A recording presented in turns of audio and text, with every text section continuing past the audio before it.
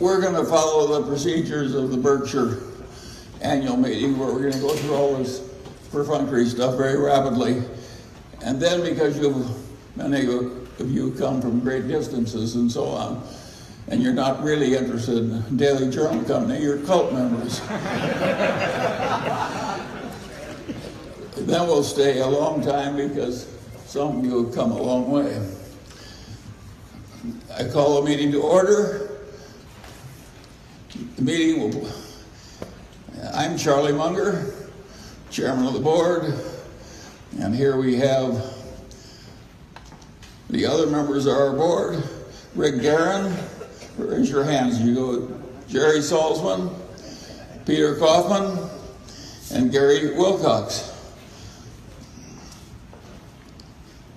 Then we have, Jerry has so many titles, you know, this is like a one-man show around here.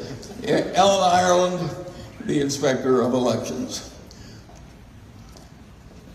We have Ernst Miranda, Chris Crow, Michael Crookson, and Squat Milner. Squat, that's a good name.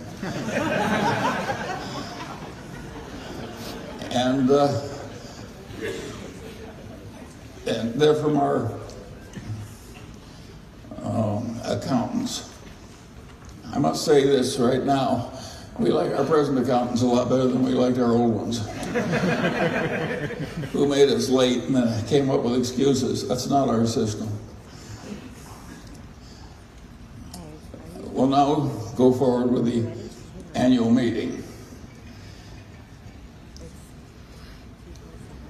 Jerry Salzman, assistant, well, I won't go through all his titles. He's been appointed secretary of the meeting, and Ellen Ireland is the inspector of elections. If you haven't given your proxies, please give them to somebody. Ellen, will you please report the number of shares present and so on?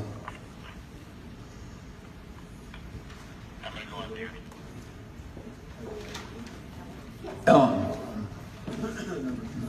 Ireland.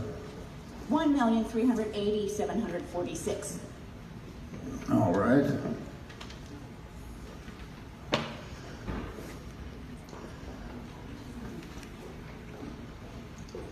And somebody is going to give a report that it's all been mailed out as it should be? Oh, yes. All right.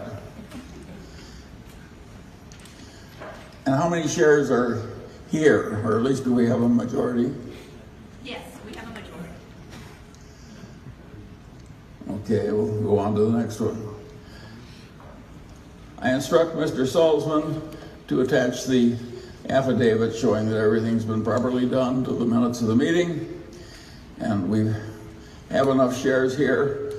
And has everybody been elected as the prosed in the proxy statement?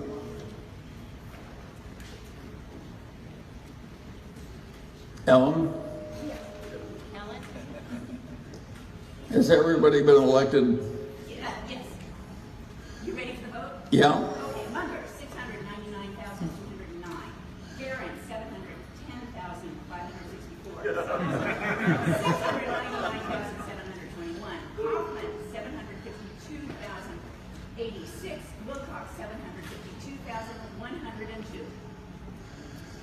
Well, you can see why that comes out. Everybody likes everybody else other than me better. Well, I must say, we've improved this place enormously, because the average age used to be about 90 and now it's down to about 88. We're really renewing ourselves wonderfully well. All right. Proposal true. Well, vote on that. All in favor? If opposed? Warren used to say, please leave. The next is the ratification of the selection of our accountants.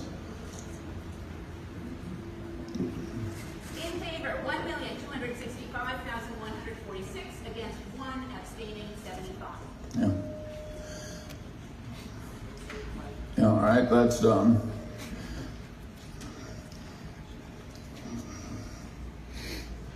And the next item is,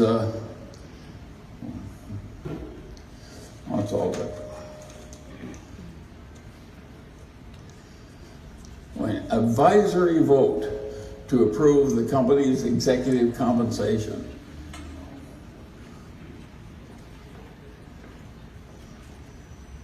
For 737,736 against 1,246, abstaining 14,226.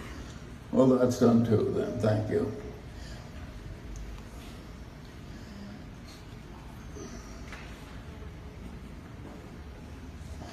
That was the advisory vote, wasn't it?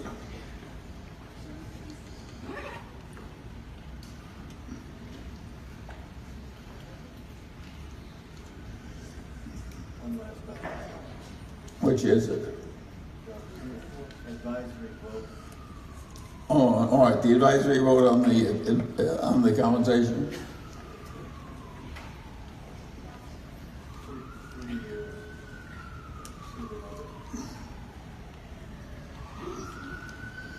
Which number is it? Number 4, all right. That's that one on executive compensation. Okay, 1 year, 1,542, 2 years, 7,392, 3 years, 397,286, abstaining 346,883. Yeah. A lot of these reforms, every corporation in America goes through that stuff. I can never see it has any effect at all. Everybody just does what they please, and they just go through these votes. All right. The inspectors of election have done that.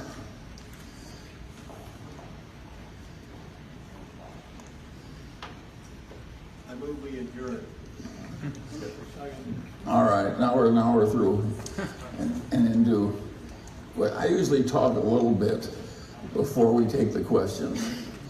And the essence of what's going on here, of course, is that we have a corporation that was in a branch of the newspaper business. And our branch of the newspaper business, like most newspaper businesses, has gone to hell compared to what it was in its peak years. And almost every other newspaper business is going to hell with no pardon, they're just disappearing. And what we have is this computer software business where we're serving the same customers to some extent, except now they're all over the country, and even some of them outside the country. With this, we were selling software to all these courts and public agencies, whereas before we were giving information to lawyers and other people and publishing public notices.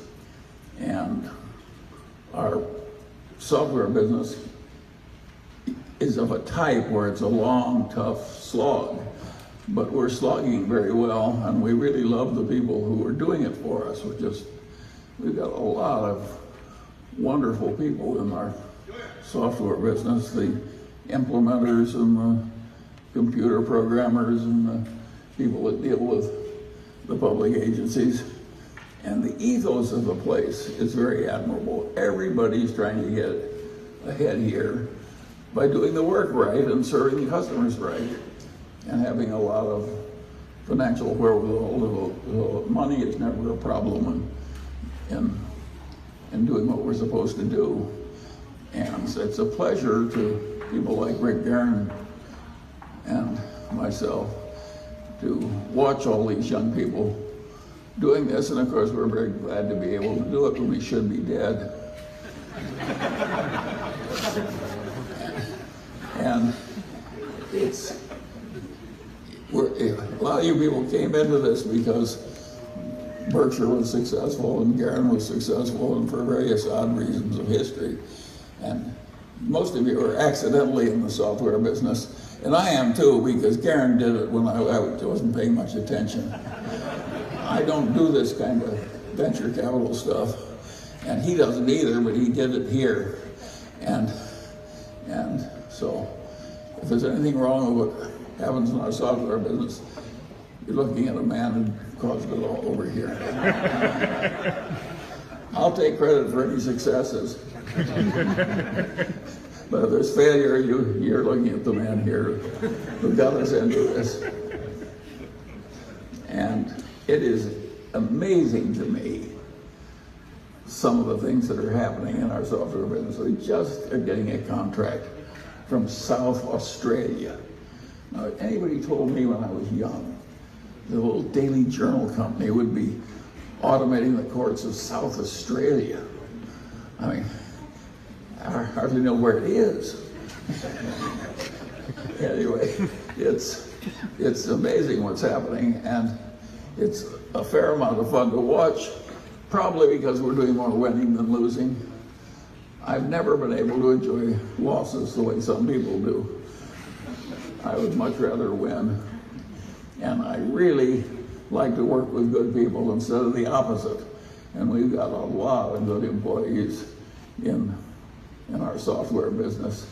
We've got a bunch of implementers in Utah who are really good at it, whom we really trust, and whom the customers like. And we got all these computer programmers and so forth around here. And a game of service like that, when it's complicated, what you have to do is minimize your glitches and crawl out of them very rapidly in a way where the customers trust you. And our people are good at that, and they get better and better, and they're trying to get ahead by being good at the service, not by hiring some politician as a consultant. Yeah, some of our competitors do that kind of stuff, but we're trying to slug our way up by doing the work right. When I was a lawyer, there was a saying I always used: the best business getter any lawyer ever has is the work that's already on his desk. And that's the basic ethos of our software business. If we just keep doing it right, I don't think we have to worry about the future. Not that we won't have our down drafts and our failures, but we are actually grinding ahead slowly in that software business. And it's very interesting because Garen and I know practically nothing about it, and Jerry didn't come up as a software engineer, so we're basically doing something that's quite difficult. We're judging people because we don't understand what the people do. I mean, we didn't like we had, and that's what Andrew Carnegie did. Of course, he didn't know anything about making steel, but he knew a lot about judging whether the people he was trusting were good at making steel. And of course, that's what Berkshire's done, if you stop to think about it. We have a lot of businesses in Berkshire that neither Warren or I could contribute much to, but we've been pretty good at judging which people are capable of running those businesses.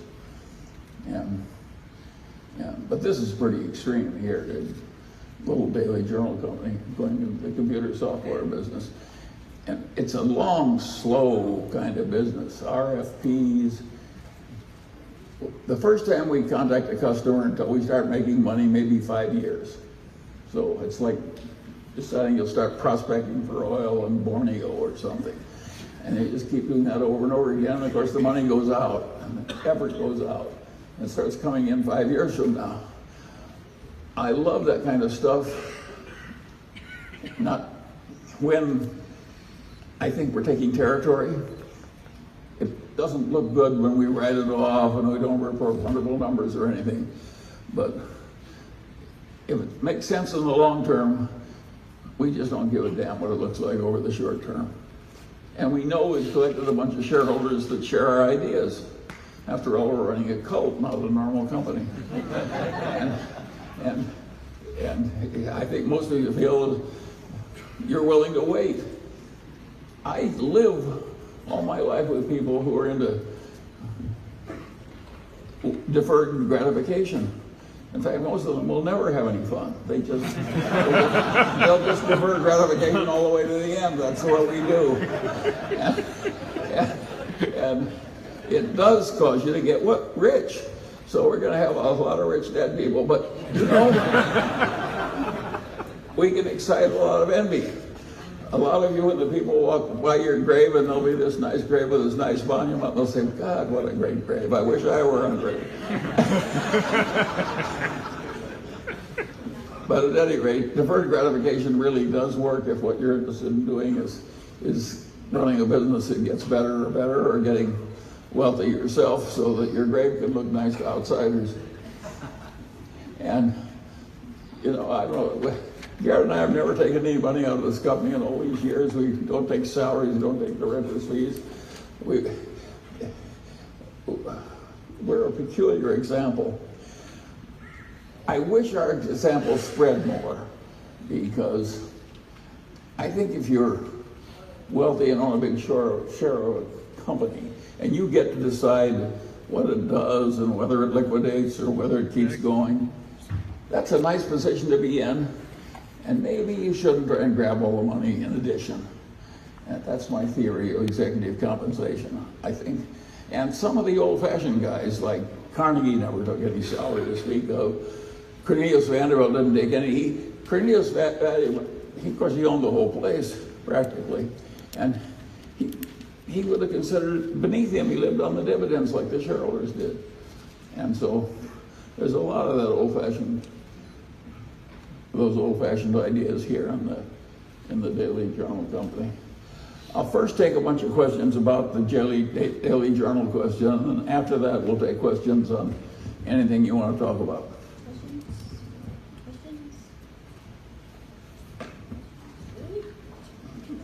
I don't see it very well, so Jerry or somebody, why don't you? Hi, Brad Gillespie from Chicago. At last year's meeting, you talked about the milestone of getting the LA court system here at Journal Technologies, and I was wondering, in the last year, as it's gone by, what good milestones have happened and what bad things have happened with Jerry, you take that one. I'll answer it short. It's going fine. We have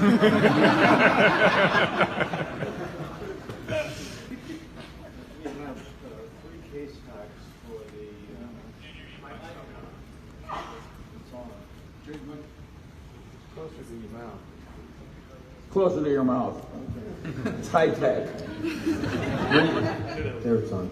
We have 3 case types for Los Angeles, and one case type went live last April.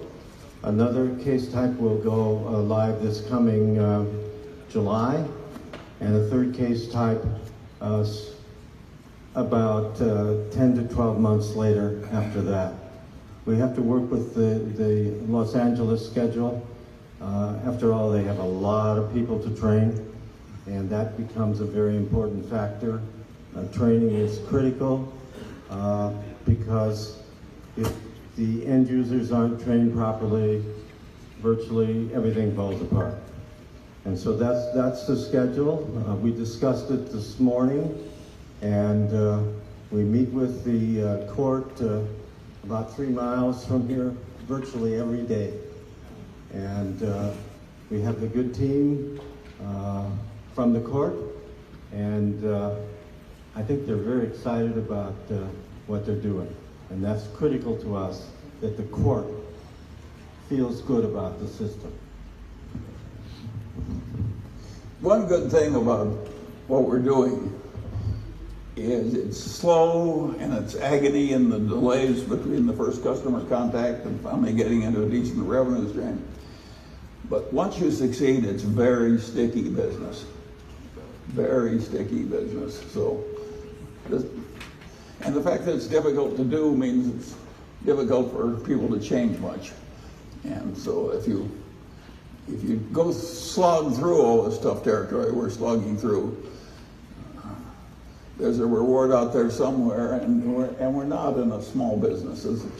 It has way more potential than the original print business we had, giving information about appellate cases to lawyers. It's a big market. And the people have no option but to charge ahead. These courts and district attorneys, public defenders, all these people we're serving,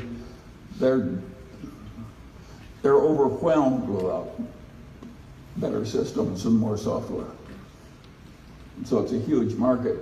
And the fact that it's so awful to grind through means that the people who want easy gratification don't come in.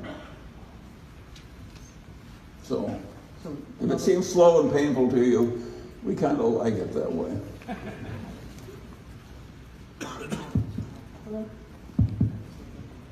Hello.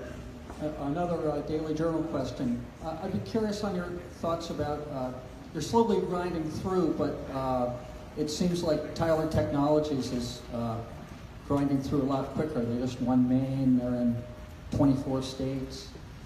And so I was just wondering how you think your competitive position versus Tyler is doing. Well, Tyler is an extremely aggressive company, and they were bigger, faster, and so on. But I like our ethos of operation better than I like theirs. And if I were buying software, I'd rather buy ours than theirs. So our system is to keep fighting the game, and I wish all the customers I had in life were like Tyler.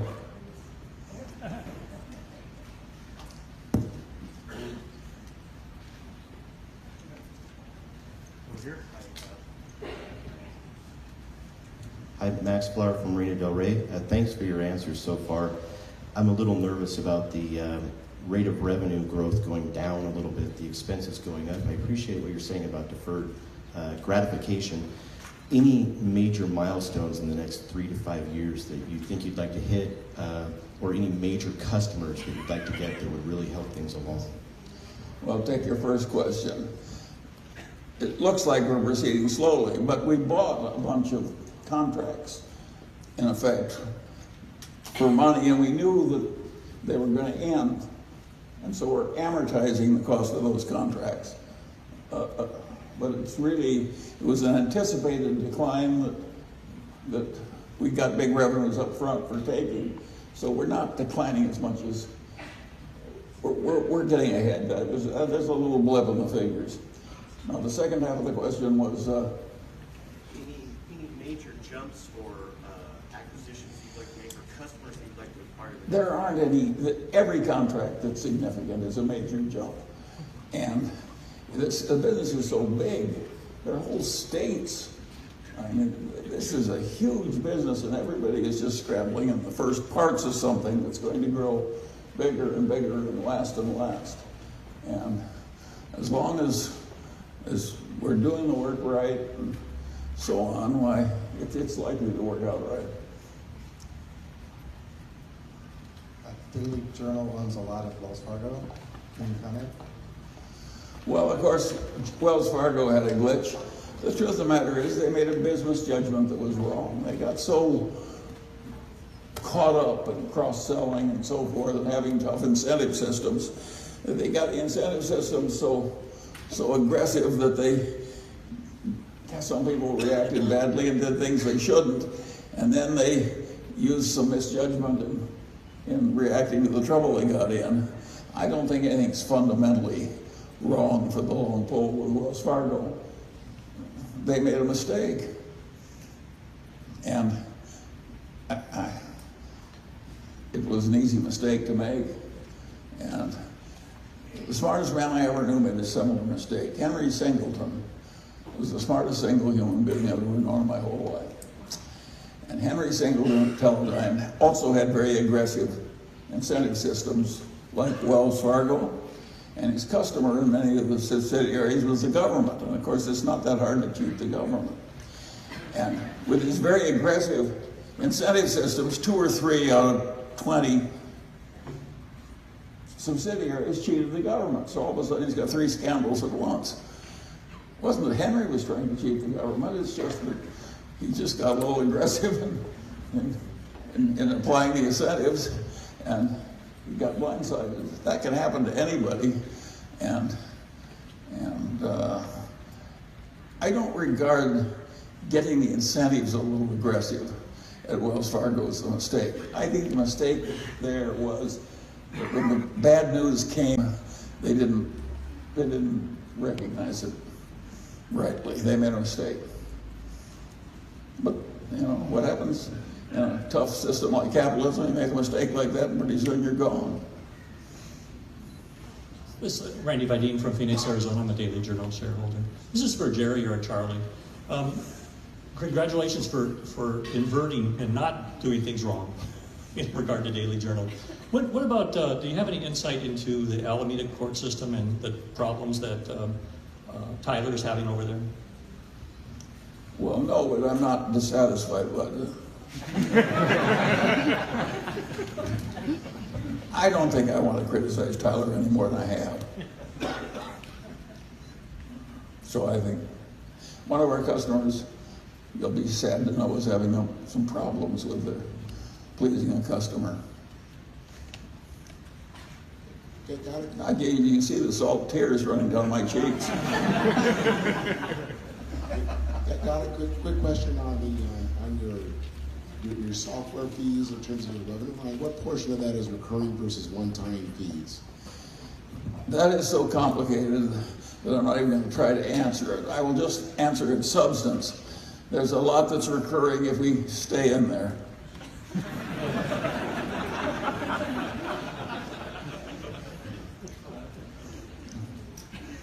You can't look at our financial statements and make very good judgments about what's going to happen.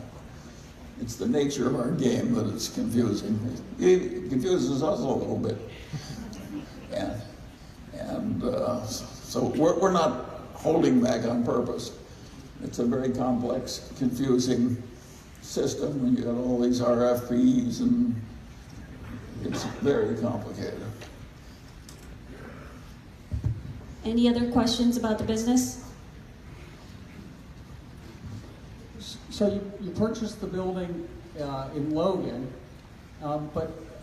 which I believe is used exclusively in the Journal Technologies, but in the accounting it's under the traditional business. I'm wondering why in the segment.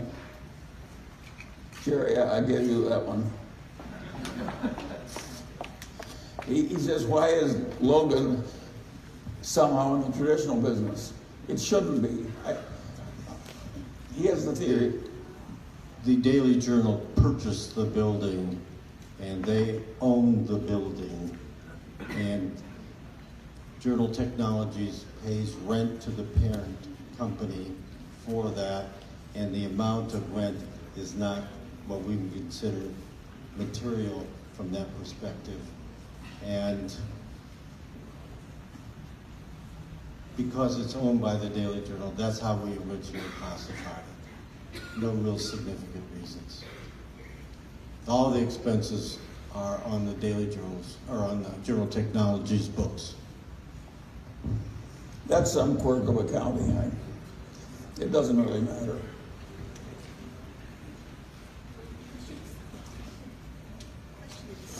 All right, next. Next, questions?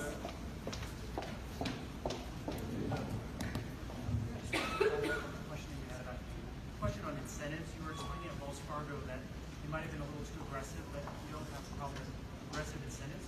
Can you expand on that a little? Well, how do you know they're aggressive until you try? And they didn't react enough to the bad news fast enough. And of course, that's a very dangerous thing to do. I don't think it impairs the future of Wells Fargo. As a matter of fact, they'll be better for it. Oh, one nice thing about doing something dumb is you probably won't do it again.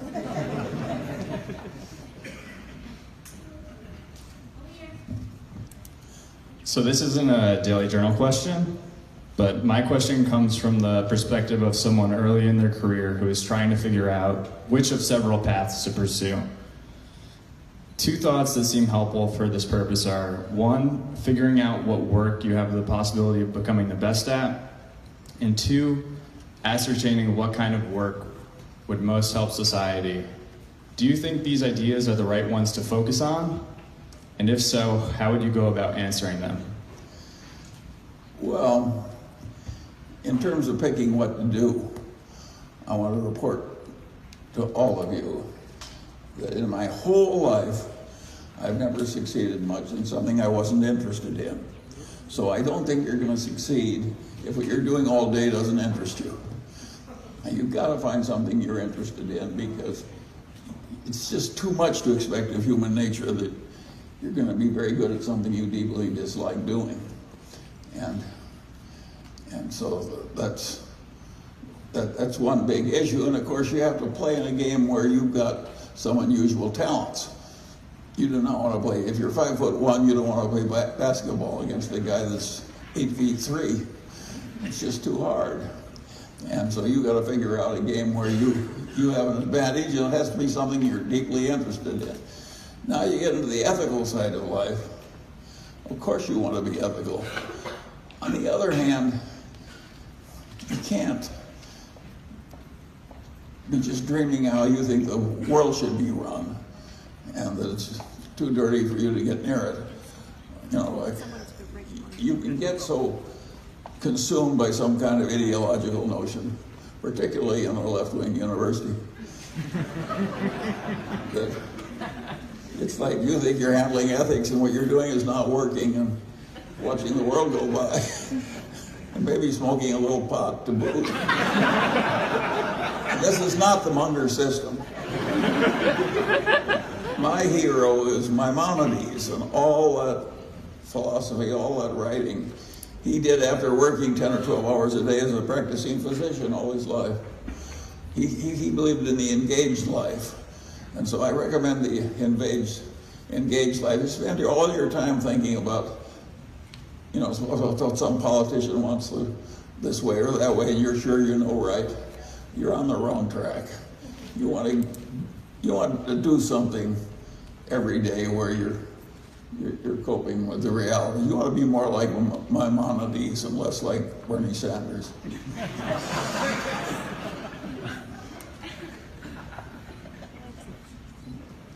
So I have a question on American Express. What increasing the fluidity of payments weaken is or strengthen its value proposition in the long run?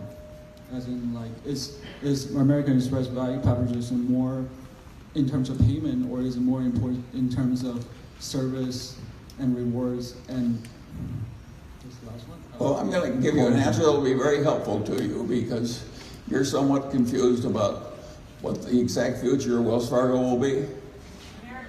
American Express, sorry. And I want to tell you, I'm confused too. I think that if you think you understand exactly what's going to happen to payment systems 10 years out, you're probably under some state of delusion. It's very hard to know. So if you're confused, all I can say is welcome to the club. They're doing the best they can. They've got some huge advantages. It's a reasonable bet, but nobody knows. I don't know if IBM is going to sell that much of Watson. I always say I'm agnostic on the subject, and you're talking about the payment system 10 years out, and I'm agnostic on that too.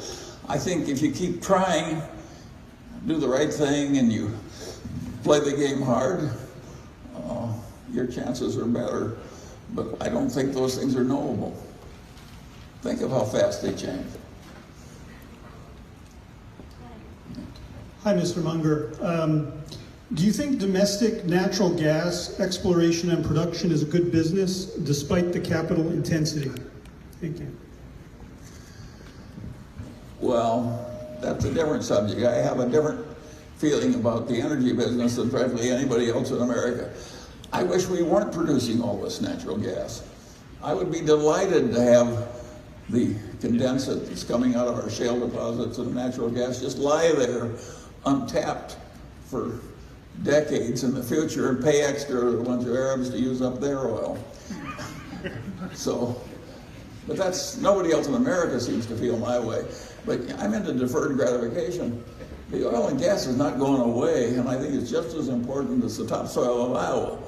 And if any of you said, oh goody, I found a way to make money, we'll ship all our topsoil from Iowa to Greenland, I wouldn't think that was a very good idea. And so I don't think hastening to use up all our oil and gas is a good idea. But I'm practically the only one in the country that feels that way. There's not enough deferred gratification in it to please me. But I don't see any advantage. I regard our oil and gas reserves just as chemical feedstocks. They're essential in civilization. Leave aside their energy content.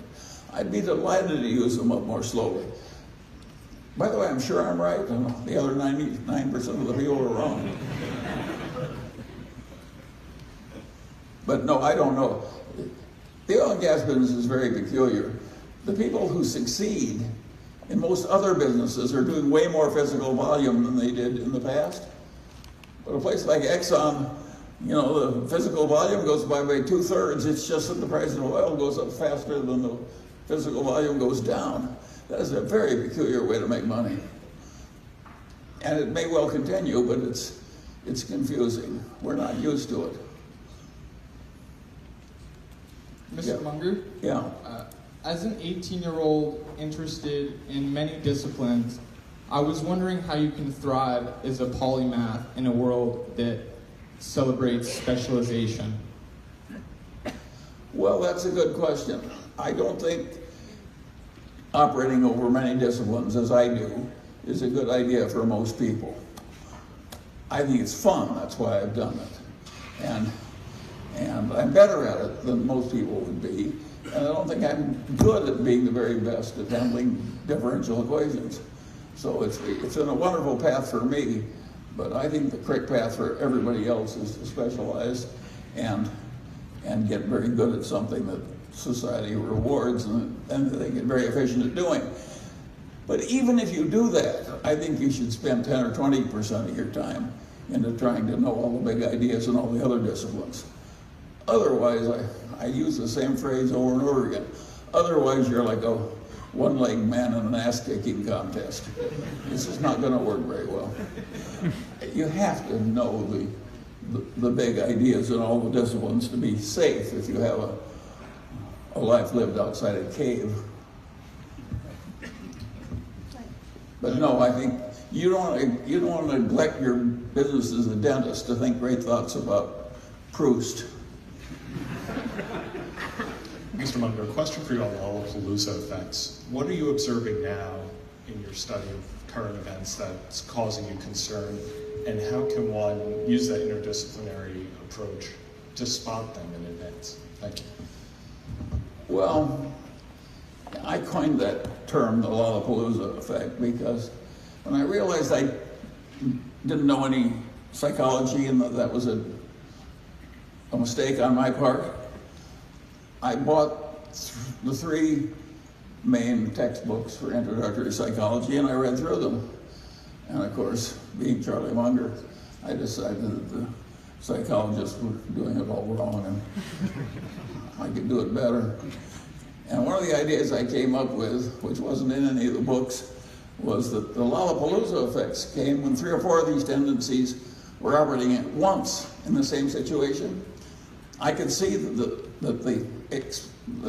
it wasn't linear. You got Lollapalooza effects, but the psychology people couldn't do experiments that were 4 or 5 things were happening at once because it got too complicated for them, and they couldn't publish. So they were ignoring the most important thing in their own profession. And of course, the other thing that was important was to synthesize psychology with all else. And the trouble with the psychology profession is they don't know anything about all else. And you can't synthesize one thing you know with something you don't if you don't know the other thing. So that's why I came up with that Lollapalooza stuff. And by the way, I've been lonely ever since. I'm not getting any ground. I'm not taking any ground there. And by the way, I'm totally right. Charlie, I'm Paul Smith from Los Altos, California. My question relates to a comment you made some years ago about Warren Buffett. I think you said that he has become a significantly better investor since he turned 65, which I found a remarkable comment. I was wondering if you could share information about that maybe we haven't heard before. I know you commented that he's a learning machine, and we all know that the aversion to retail that came out of the Diversified episode and so on. Just to be interested, is there something that's changed about his risk assessment or his horizons, or any color there would be fantastic to hear. Thank you. Well, if you're in a game and you're passionate about learning more all the time and getting better and honing your own skills a little more, et cetera, of course you do better over time. And some people are better at that than others. And it's amazing what Warren has done. Berkshire would be a very modest company now if Warren never learned anything. He never would have given anything back. I mean, any territory he took he was gonna hold it. But what really happened was we went out into new fields like buying whole businesses and we bought into things like ISCAR that Warren never would have bought when he was young. Ben Graham would never have bought ISCAR. We paid it, 5 times book or something for ISCAR. And it wasn't in the Graham play. And Warren, who learned under Graham, he learned better over time. And I've learned better. The nice thing about the game we're in is that you can keep learning. And we're still doing it. Imagine, we're in the press this CNBC for all of a sudden airline stocks. What have we said about the airline business? We thought it was a joke it was such a terrible business. And now if you put all those stocks together, we own one minor airline. It violates the total catechism. We did the same thing on railroads. We said the railroads are no damn good, too many of them, truck competition. And we were right, it was a terrible business for about 80 years. But finally they got under 4 big railroads and it was a better business. And something similar is happening in the airline business. On the other hand, this very morning, I sat down in my library with my daughter-in-law, and she took a round-trip ticket to Europe, including taxes. It was like $400 or $500. And we're buying into the airline business?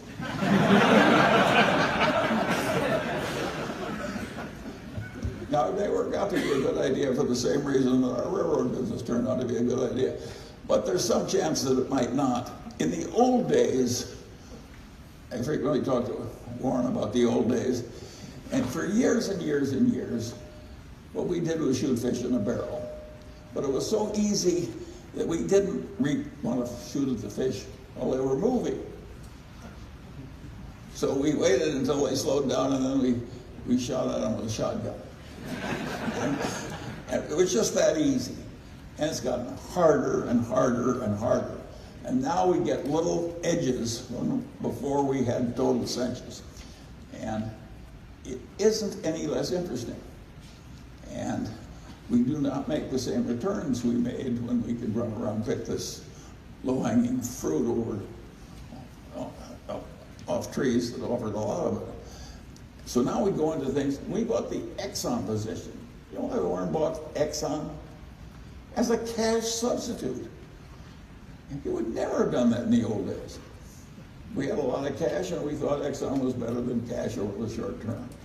That's a different kind of thinking from the way Warren came up. He's changed. And I think he's changed when he buys airlines, and he's changed when he buys Apple.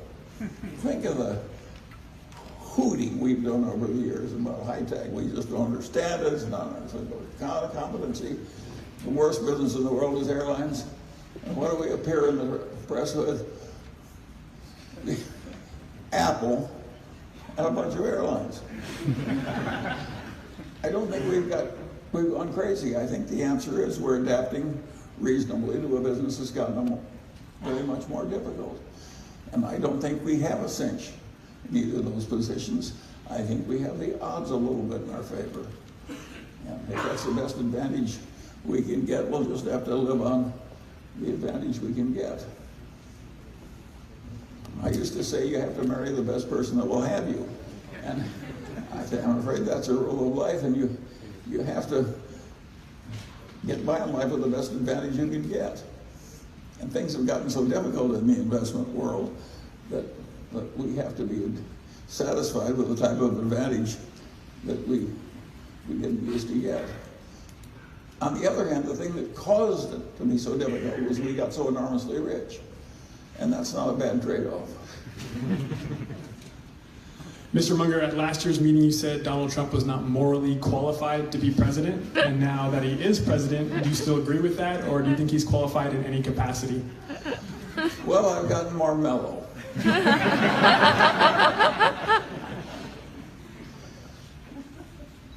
I always try and think about the good as long with what's not good.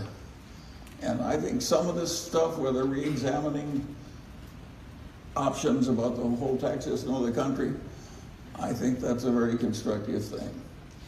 And when Donald Trump says he wouldn't touch Social Security, when a lot of highfalutin Republicans have all kinds of schemes for rising Social Security, I'm with Donald Trump. If I were running the world, I'd have his exact attitude about Social Security. I wouldn't touch it. So he's not wrong on everything, and just because he isn't like us, roll with it. There's a little danger. What the hell? You're not going to live forever anyway.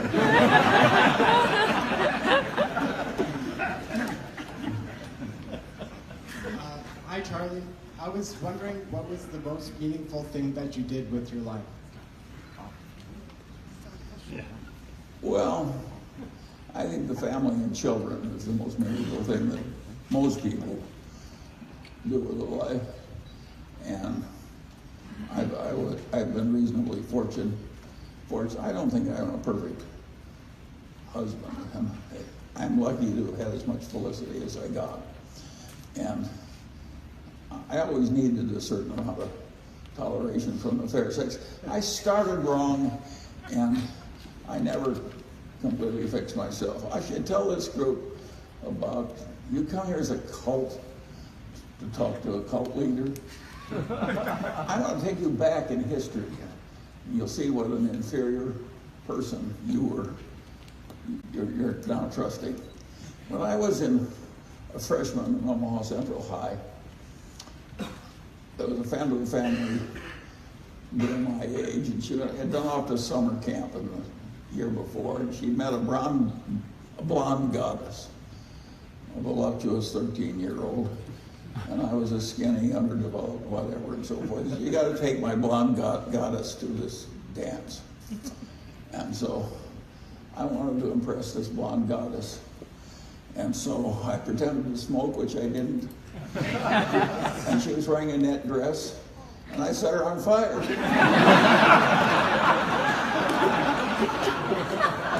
Well, I was quick-witted, and I threw Coca-Cola all over her. And due time, the fire was out, and that's the last I saw of the blonde goddess.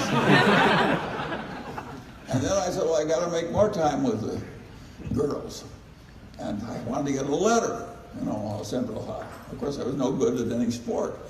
So I went down to the rifle range and learned they gave letters in rifle shooting. And I was so skinny that I could shoot 100 every time in the sitting position by sitting cross-legged and putting one elbow on each foot. Try it, you'll break your neck. But I could shoot 100 every time, so I was a good rifle shooter. They gave me a letter. But I was so skinny and short and underdeveloped that it went from one armpit to the other. And I walked down the hallway trying to impress the girls, and they would turn their head. But what they said was, how did a little skinny, unattractive little run like that get a letter? And then I had another experience. There was a girl who had a name I still remember, Zibby Brewington. She was a senior, and a very popular senior. And I was a nerd sophomore. And somehow she agreed to go with me to a party in one of the outbuildings of the Omaha Country Club. Perhaps because she liked one of my friends who was a big strapping fellow. And so I took Zibby for his party in my 1934 Ford, and it sleeted and got rainy and so forth. I managed to stick the Ford in the mud, and I couldn't get out of it. Zibby and I had to walk for several miles through sleet and mud. That was the last I ever saw of Zippy Burton. And then my car stayed in the mud, and I neglected to put in an antifreeze, and the temperature went way down suddenly, and the block broke. And of course, it was too expensive to fix the car. I lost my car, and my father wouldn't buy a new one because he said, "Why should I buy a new car for a guy who's dumb enough not to put antifreeze in?" And this is the person you're coming for miles to see. And so I didn't get a new car.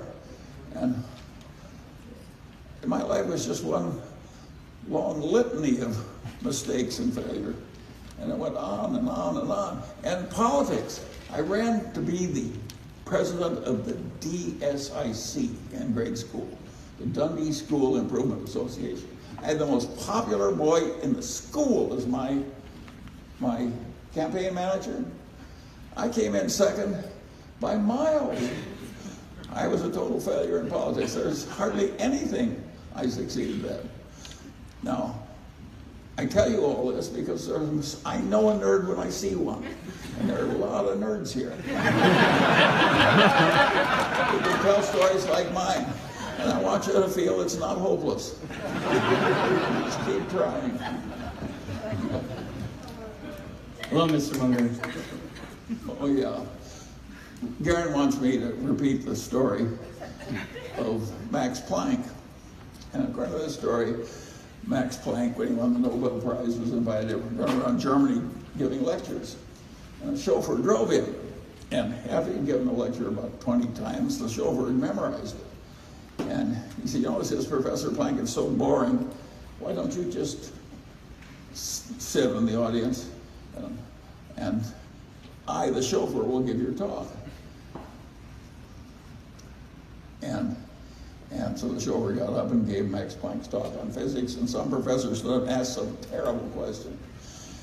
And the chauffeur said, "Well," he says, "I'm surprised that in an advanced city like Munich, people are asking elementary questions like that." He says, "I'm going to ask my chauffeur to answer that one."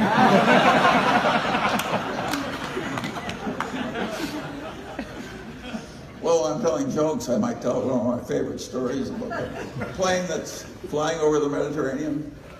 The pilot's voice comes on. He says, "A terrible thing has happened. We're losing both engines. We're going to have to land in the Mediterranean." And he says, "The plane will stay afloat for a very short time, and we'll be able to open the door just long enough so that everybody can get out. And we have to do this in an orderly fashion." He says, "Everybody who can swim, go to the right wing and just stand there. And everybody who can't swim, go to the left wing and just stand there." And he says, "Those of you on the right wing, you'll find a little island in the direction of the sun. It's 2 miles off, and as the plane goes under, just swim over to the island, you'll be fine. And for those of you on the left wing," he says, "I want to thank you for flying Air Italia."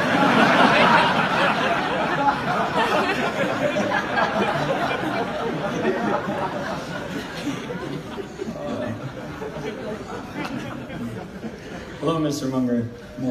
William Andresian, student at USC. Wonderful stories. With regard to the proliferation of index funds, do you think that there may be issues of liquidity anytime we go through another large crisis? And then do you think that that will create large discrepancies between the price of the index fund and the values of the securities underneath? Well, the index funds of the S&P is like 75% of the market. So I don't think the exact problem you're talking about is going to be a big problem if you're talking about the S&P index. But is there a point where index funds theoretically can't work a course? If everybody bought nothing but index funds, the whole world wouldn't work as people expect. There's also the problem, one of the reasons you buy a big index, like the S&P, is because if you buy a small index and it gets popular, it's a self-defeating situation. When the Nifty 50 were the rage, JP Morgan talked everybody into buying just 50 stocks. And they didn't care what the price was, they just bought those 50 stocks. And of course, in due time, their own buying forced those 50 stocks up to 60 times earnings, whereupon it broke and everything went down by about 2/3 quite fast. In other words, if you get too much fattishness in one sector or in one narrow index, of course you can get catastrophic changes like they had with the Nifty 50 in that former era. I don't see that happening when the index is 3/4 of the whole market. The problem is the whole thing can't work perfectly forever, but it'll work for a long time. The indexes have caused just absolute agony among intelligent investment professionals because basically 95% of the people have almost no chance of beating it over time, and yet a lot of the people expect if they have some money, they can hire somebody who will let them beat the indexes. And of course, the honest, sensible people know they're selling something they can't quite deliver, and that has to be agony. Most people handle that with denial. They think it'll be better next year, or they just don't want to think about it. And I understand that. I don't really think about my own death either. But it's a terrible problem, beating those indexes. And it's a problem that investment professionals didn't happen in the past. And what's happening, of course, is that the prices for managing really big sums of money are going down, down, down, 20 basis points and so on. The people who rose in investment management didn't do it by getting paid 20 basis points. But that's where we're going, I think, in terms of people who manage big portfolios of say, American equities and the equivalent of the S&P. So it's a huge, huge problem. And it makes your generation of money managers have way more difficulties and it causes a lot of worry and fretfulness. And I think the people who are worried and fretful are absolutely right. I would hate to manage $1 trillion in the big stocks and try and beat the indexes. I don't think I could do it. In fact, if you look at Berkshire, take out 100 decisions, which is like 2 a year. The success of Berkshire came from 2 decisions a year over 50 years. We're hardly great. We may have beaten the indexes, but we didn't do it by having big portfolios of securities and having subdivisions managing the drugs and subdivisions. And so, no, the indexes are a hell of a problem for you people. But you know, why shouldn't life be hard? It's what had to happen, what's happened now.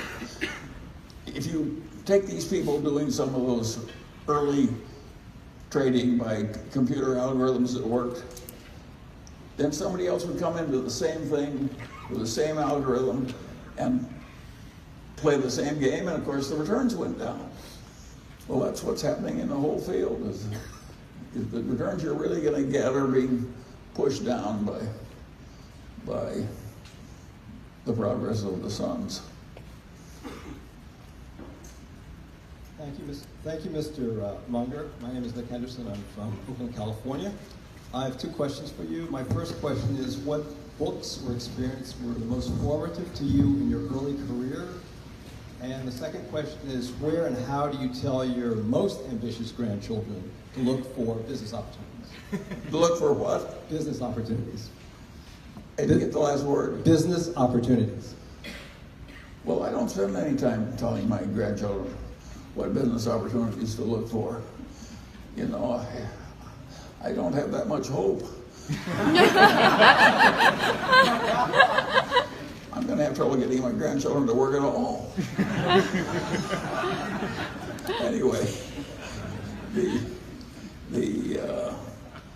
I don't think there is an easy way to handle a problem of doing better and better. with finances. Obviously, if you're glued together and honorable and get up every morning and keep doing it and keep learning every day, and you are willing to go in for a lot of deferred gratification all your life, you're going to succeed. It may not be as much as you want, but you're going to succeed. And so the main thing is to just keep in there and be glued together and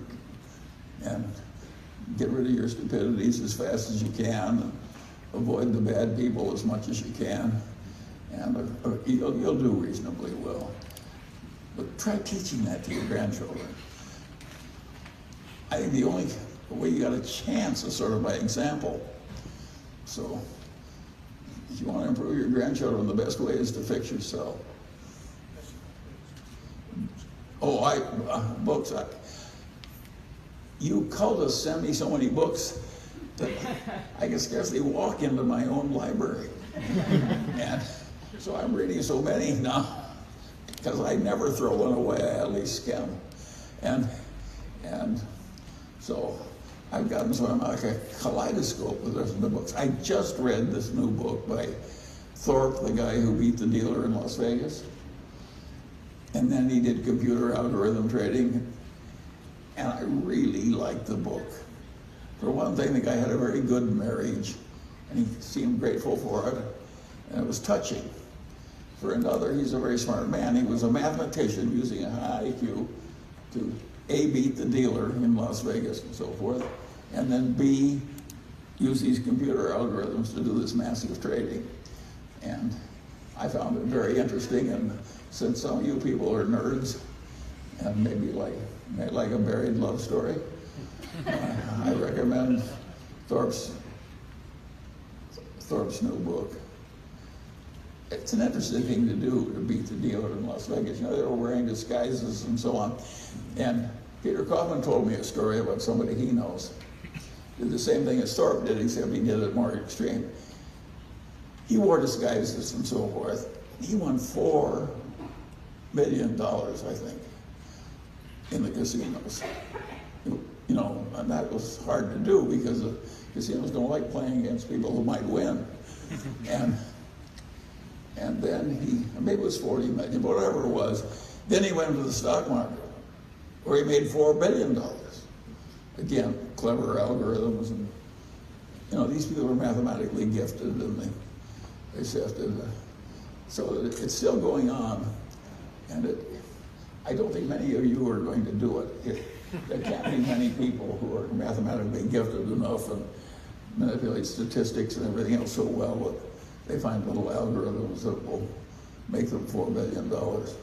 But there are a few, and so some of them started just like Thorpe. So Thorpe's book is interesting, and I recommend it to you. Hello, Mr. Munger.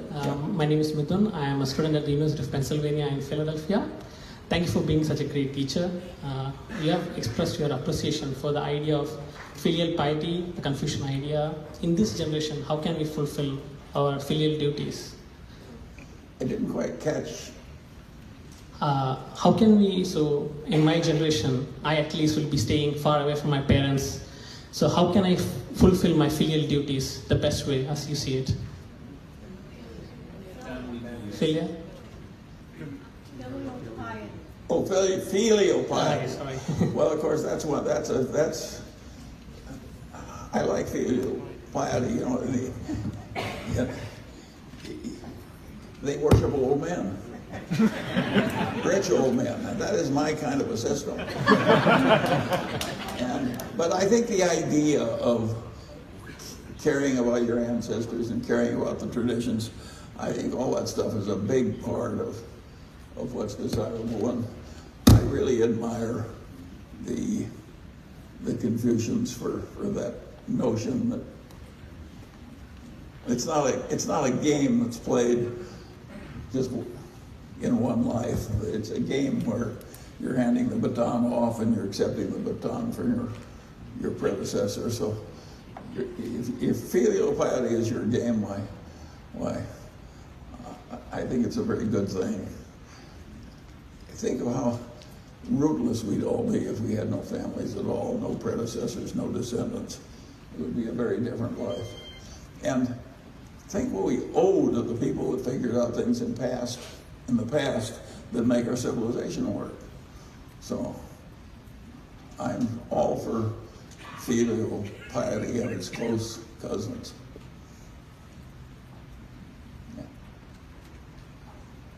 Good morning, Mr. Munger. Jesse Coltis from New York. You said that any year in which you don't destroy one of your best loved ideas is a wasted year. It's well known that you helped coax Warren towards quality, which was a difficult transition for him. I was wondering if you could speak to the hardest idea that you've ever destroyed.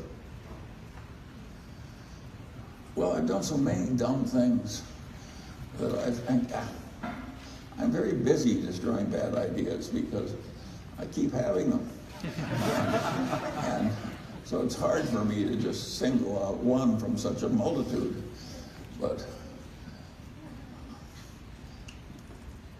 I actually like it when I destroy a bad idea because I think I'm on the right. I think it's my duty to destroy old ideas. I know so many people whose main problem of life is that the old ideas displace the entry of new ideas that are better. That is the absolute standard outcome in life. There's an old German folk saying that describes it. He says, we're too soon old and we're too late smart. That's everybody's problem. And the reason we're too late smart is the stupid ideas we already have, we can't get rid of.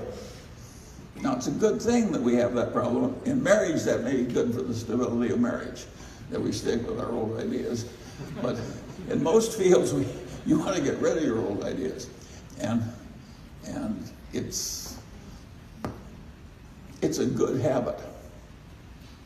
And it gives you a big advantage in the competitive game of life since other people are so very bad at it. What happens is that as you spout ideas out, what you're doing is you're pounding them in.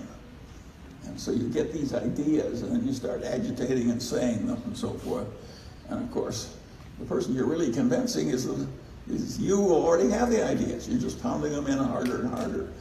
One of the reasons I don't spend much time telling the world what I think about how the Federal Reserve System should behave and so forth is I know that I'm just pounding the ideas into my own head when I think I'm telling other people how to run things. So I think you have to have mental habits that I don't like it when the young people get violently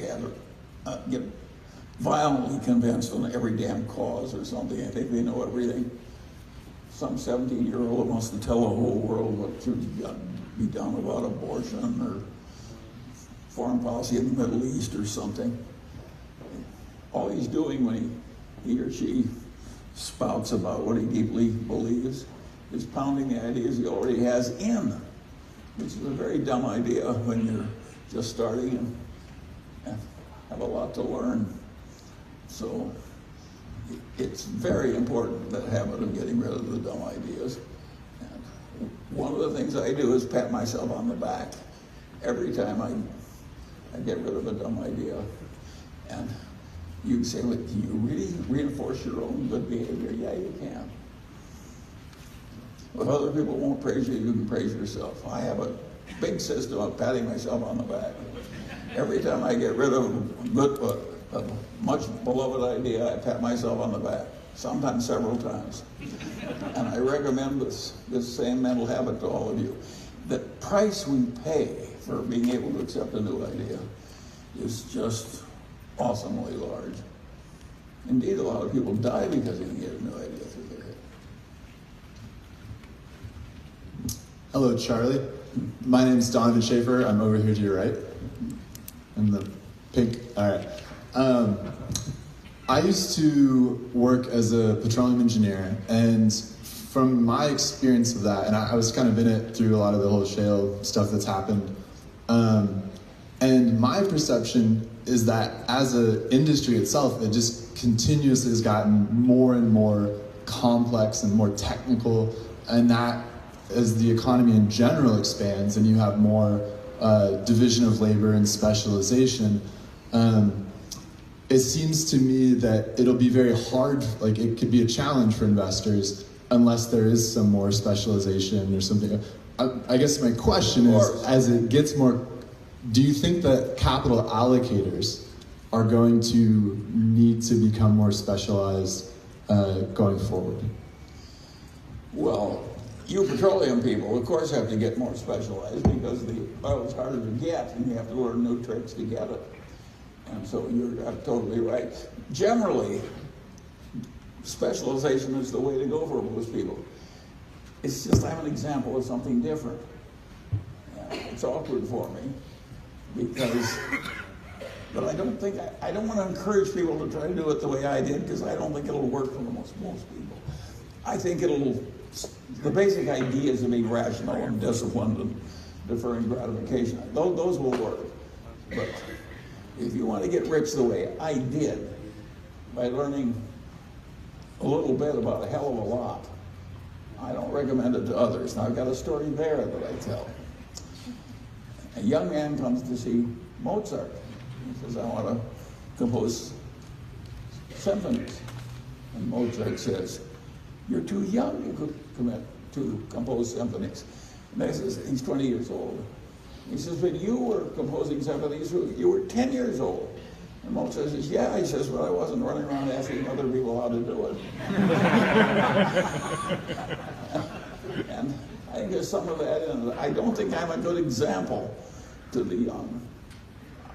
And I don't want to encourage people to follow my particular path. I like all the general precepts, but I would not, if you're a proctologist, and I want a proctologist, I do not want a proctologist that knows Schopenhauer or astrophysics. You know, I want a man who's specialized. And that's where the market is. You should never forget that. On the other hand, I don't think there's much of a life if all you did was proctology.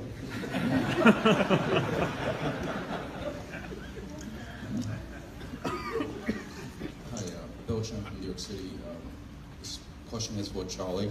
Warren and you are known for saying that if you work with a small sum of capital, namely, I think being $10 million, Warren had probably said that he could guarantee that he would compound that at 50% a year. So my question is, can you provide some examples? And I would kindly ask you to provide as many examples as possible and be as specific as possible. Thank you. Well, and then I hear somebody that really wants to get rich at a rapid rate with specifics. That is not what we try and do here. We want to leave some mystery so that you can amuse yourself finding your own way. You know, the good ideas that I have had in my life are quite few. But the lesson I can give you is a few is all you need, and don't be disappointed. And when you find the few, of course, you've got to act aggressively. That's the Munger system. And I learned that indirectly from a man I never met, which was my mother's maternal grandfather. He was a pioneer, and he came out to Iowa and fought in the Black Hawk Wars and so on. And eventually, after enormous hardship, well, he was the richest man in town, and he owned the bank, and so on. And he sat there in his old age. My mother knew him because she'd go to Algona, Iowa, where he lived, and had the big house in the middle of the town, iron fence, capacious lawns, big barns. And what Grandpa Ingham used to tell her is, there's just a few opportunities you get in a whole lot. This guy took over Iowa when the land was, the black topsoil of Iowa was cheap. But he didn't get that many opportunities. It was just a few that enabled him to become prosperous. He bought a few farms every time there was a panic, you know, and he leased them to thrifty Germans. He couldn't lose money leasing a farm to a German in Iowa. But he only did a few things. And I'm afraid you're not going to find a million wonderful ideas. These people, the computer algorithms do it, but they have a computer that's sifting the whole world. It's like placer mining. And of course, every niche they're in, if somebody else comes in, the niche starts leaching away. And I don't think it's that honorable way to make a living, by the way. I would rather make my money in some other way than outsmarting the trading system, so I have a little computer algorithm that just leeches a little out of everybody's trade. I always say that those people have all the social utility of a bunch of rats in a granary.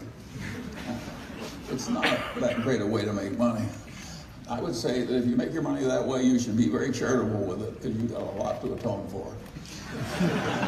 and so I don't think it's an ambition we should encourage. And the rest of us who aren't just leeching a little off the top because we're great at computer science, and that's what this room is full of. And if you're not finding it harder now, you don't understand it. That's my lesson. Yeah. No. Hi, Mr. Munger. My name is Camden Sher, and I would like to know what's your favorite industry and why's your favorite industry? I didn't quite follow that. I would like to know what's your favorite industry and why it's your favorite industry. My favorite industry? Well, my favorite industry is taking care of my own affairs.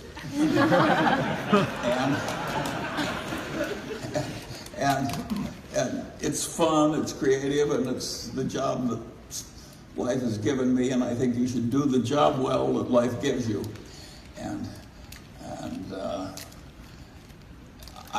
A lot of the places where the industry is doing a great job for the world, it's very hard to make money out of it because these wild enthusiasms come into it. So I don't have a favorite industry. Charlie, a few years ago you were bang on in identifying the monkey business at Valiant. Is there any current monkey business in corporate America that worries you? Well, the answer is yes, but not as extreme as Valiant.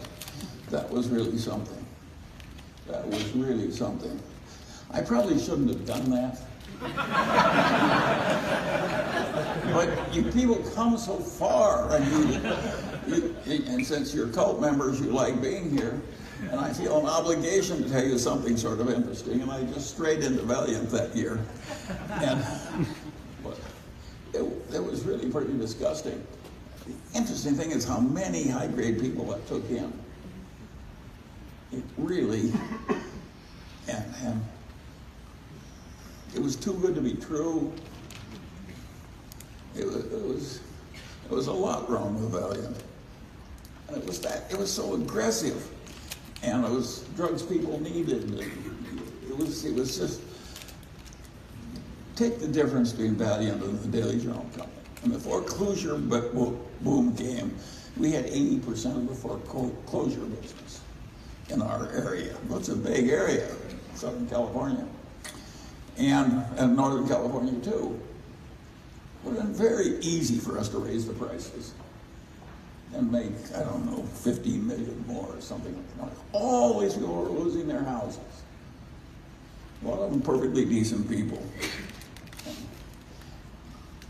The idea that right in the middle of that we'd just make all the money we could, which some of our competitors did, by the way, we just didn't do it. I don't think capitalism requires that you make all the money that you can. I think there are times when you should be satisfied with less based on just ideas of decency. And at Valiant, they just looked at it a game like chess. They didn't think about any human consequence. They didn't think about anything but getting what they wanted, which was money and glory. And they just stepped way over the line. And of course, in the end, they were cheating. But I don't have a new one. I don't have a business. I got a lot of publicity out of that Valiant thing. I'm not looking for... I don't want this room to have twice as many people next year. And I don't want me not to be here either.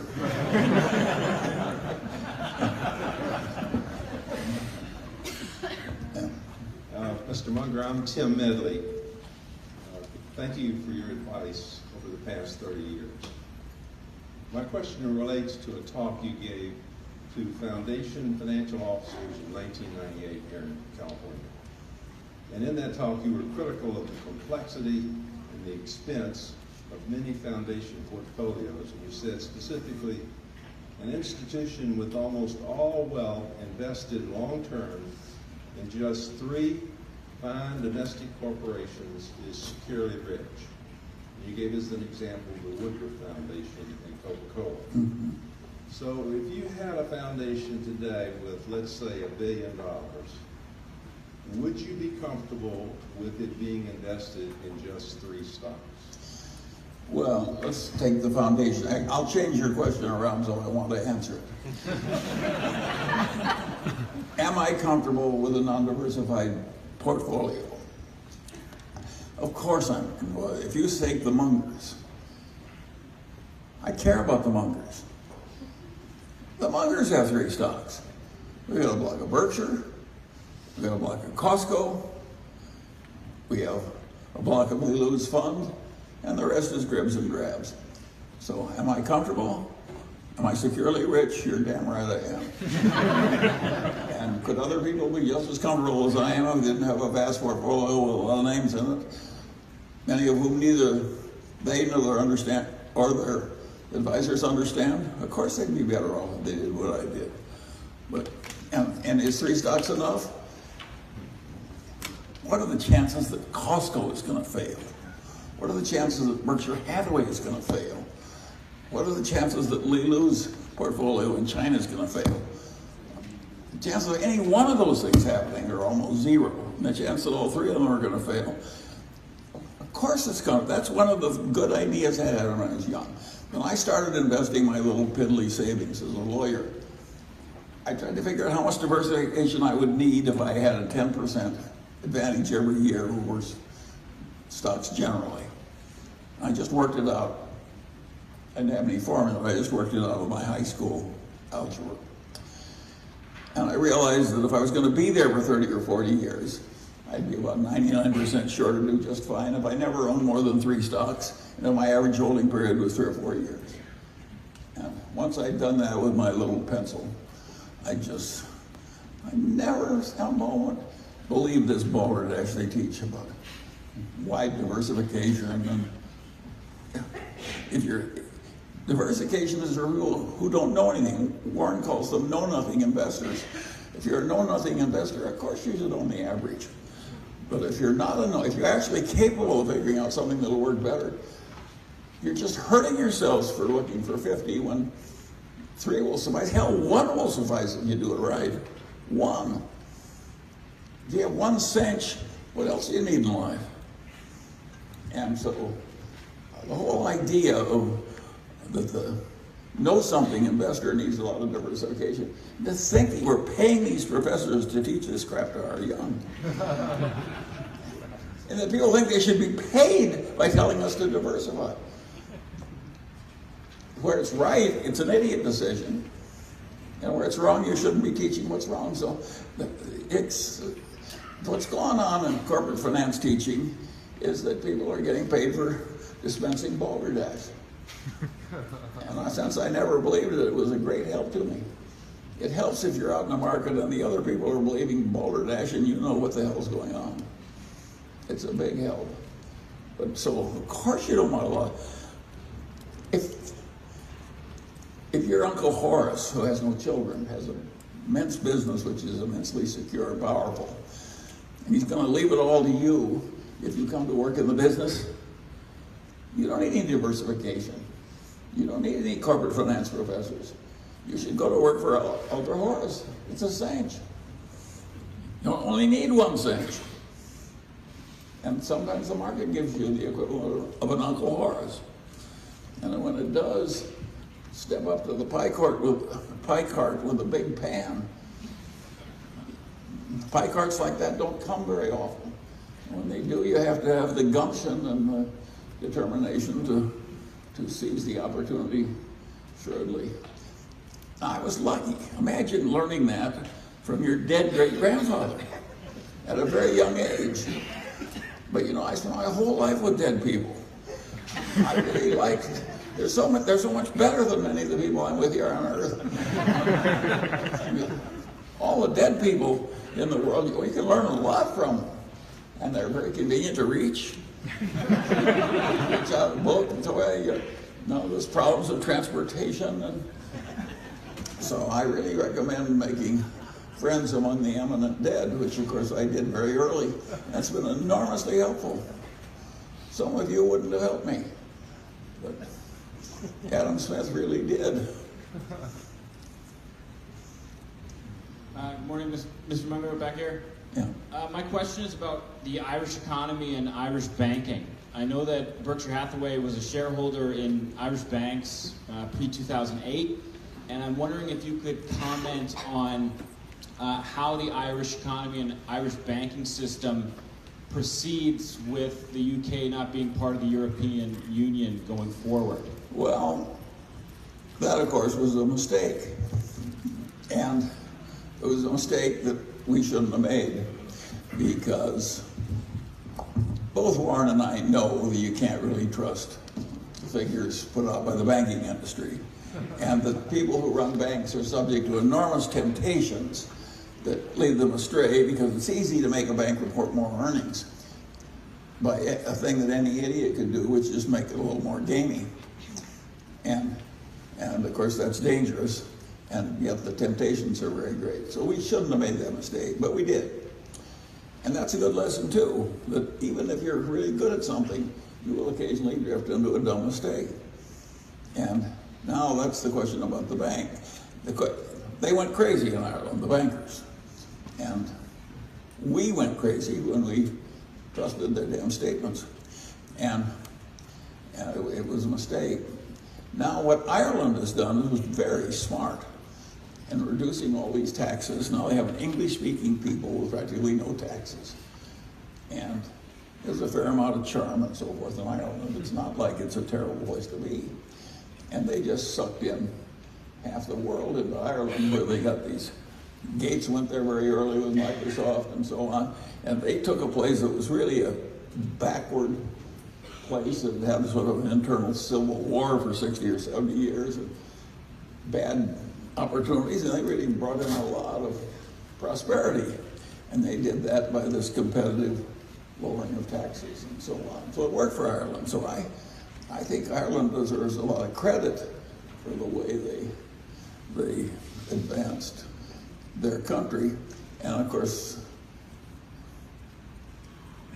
are we going to have a thing where all the countries keep trying to reduce the taxes to suck in the foreign? Because it won't work for everybody. But it did work for Ireland. So I think Ireland deserves a lot of credit. And of course, they've recovered pretty well from a really major collapse. The Irish are like the Scottish. I always think that those Gaelics are pretty unusual people. And I'm very glad that I had a Scotch-Irish great-grandmother. Charlie, on your right. Hi. My name is Pat Chaudhary. I'm from India. I just want to thank you first and foremost for being such an amazing teacher to me and all the investors around the world. My question is in regards to Lee Kuan Yew, and you've on several occasions spoken about the economic miracle that is Singapore, and then how it was transferred on by Deng Xiaoping to China. What are your thoughts about India that's going through a similar change with the Prime Minister, who also idolizes these people and wants to create a similar sort of situation? I'd like your thoughts on that. Well, that's a very intelligent question. And I'm not saying all the other questions weren't also. And I regard Lee Kuan Yew may have been the best nation builder that ever lived. He took over an malarial swamp with no assets, no natural resources, no nothing, surrounded by a bunch of Muslims who hated him. In fact, he was being spat out by the Muslim country. They didn't want a bunch of damn Chinese in their country. That's how Singapore was formed as a country. The Muslims spat it out. And so here he is, no assets, no money, no nothing. People are dying of malaria, lots of corruption, and he creates in a very short time, by historical standards, modern Singapore. It was huge, huge, huge success. It was such a success, there's no other precedent in the history of the world that has any stronger. Now, China's more important because they're more Chinese, but you can give Lee Kuan Yew a lot of the credit for creating modern China, because those pragmatic communist leaders, they saw a bunch of Chinese that were rich when they were poor, and they said, the hell with this. Remember, the old communist said, I don't care whether the cat is black or white, I care whether it catches mice. And he wanted some of the success that Singapore got, and he copied the playbook. So I think the communist leadership that copied Lee Kuan Yew was right. I think Lee Kuan Yew was right. And of course, I have two busts of somebody else in my house. One is Benjamin Franklin and the other is Lee Kuan Yew. So that's what I think of it. So I think now you turn to India. And I would say I'd rather work with a bunch of Chinese than I would Indian civilization, mired down, caste system, overpopulation, assimilating the worst stupidities of the democratic system, which, by the way, Lee Kuan Yew avoided. It's hard to get anything done in India, and the bribes are just awful. So all I can say is it's not going to be easy for India to follow the example of Lee Kuan Yew. I think India will move ahead, but it is so defective as a get-ahead in place. The Indians I know are fabulous people. They're just as talented as the Chinese, the Indian populace. But the system and the poverty and the corruption and the crazy democratic thing where you let anybody who screams stop all progress, it mires India with problems Lee Kuan Yew didn't have. And I don't think those Indian problems are at all easy to fix. Let me give you an example.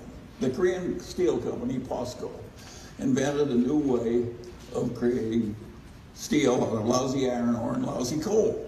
There's some province in India that has lots of lousy iron ore and lots of lousy coal, which there's not much use for. And this one process would take their lousy iron ore and the coal and make a lot of steel. And they got a lot of cheap labor. So POSCO and India were made for each other. And they made a deal with this province to get together and use the POSCO know-how and the Indian lousy iron ore and lousy coal. And 8 or 9 or 10 years later, with everybody screaming and objecting and farmers lying down on the road or whatever was going on, they canceled the whole thing. In China, they just would have done it. Lee Kuan Yew would have done it in Malaysia. India is grossly defective because they've taken the worst aspects of our culture, allowing a bunch of idiots to scream and stop everything, and they copied it.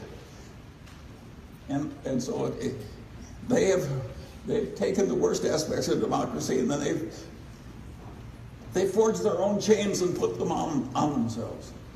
So, no, I don't like. I do not like the prospects of India compared to the prospects of and I don't think that India is going to do as well as Lee Kuan Yew.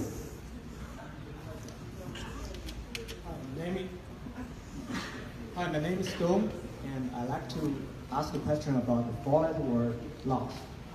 In '73, your investment firm with Mr. Wheeler lost over 30%, and again in '74. So that's over half in 2 years. So what happened? And have you been doing differently since then? Well, somebody restate that for me, because I don't hear as well as I used to. So what happened in '73 and '74 when your investment firm lost over half? Oh, that's very simple. That is very easy. And that's a good lesson. That's a good question. What happened is the value of my partnership, where I was running, went down by 50% in 1 year. And now the market went down 40% or something. It was a once in 30-year recession. I mean, monopoly newspapers were selling at 4 times earnings. And at the bottom tick, I was down from the peak 50%. You're right about that. And that has happened to me 3 times in my Berkshire stock. So I regard it as a part of manhood that you're going to be in this game for the long pull, which is the way to do it. You better be able to handle a 50% decline without fussing too much about it. And so my lesson to all of you is is conduct your life so that you can handle a 50% decline with aplomb and grace. Don't try to avoid it. It will come. In fact, I would say if it doesn't come, you're not being aggressive enough. Good morning, Mr. Munger. Thank you for having us, and thank you for your office employees for tolerating many more people in here than normal. My question relates to your... It's their last chance. We hope not. My question relates to your paper on the biases of psychology of human misjudgment. You spoke about choosing great people earlier, and I'm curious, how do you evaluate, handle, and manage people knowing they might exhibit or suffer from biases you are not, and how have you and Mr. Buffett become such fine judges of character, not just someone's skills and abilities? Well, I think partly we look smart because we pick such wonderful people to be our partners and our associates, even our employees, and that's gone on right here. Jerry Sullivan is not normal. He looks normal, but he's a damn freak. Jerry does things across 2 or 3 disciplines that are almost beyond human, and he's always been that way. By the way, he's just another Midwesterner. He just come out of the soil back there. And so we've been very lucky to have these wonderful people. And I wish, I'm not quite sure. I think one thing we've done that's helped us to get wonderful people, I always say the best way to get a good spouse is to deserve one. And the best way to get a good partner is to be a good partner yourself. And I think that Warren and I have both been good at that. But whatever the reason, we had these marvelous partners. And they make us look a lot better than we are. You wouldn't even be here if Jerry Sullivan weren't here. We did not have a number 2 choice to run the Daily Journal. And by the way, it happens to me all the time. We have an executive search or something, and there's the number 1 and number 2 is like going off a cliff. And we need 1, but there aren't 3 good ones to pick, but they're all good and one's a little better. Every executive search I have, seems to me there's one guy that's fine and everybody else is a pygmy. And I think that's kind of a way of, I think the good people are hard to find. And people like Warren and I have had wonderful people to work with all our lives and time after time. That's one of the reasons Warren says he tap dances too. When you tap too, if you interface with people Warren faces with all day. They're wonderful people. And they win all the time instead of losing.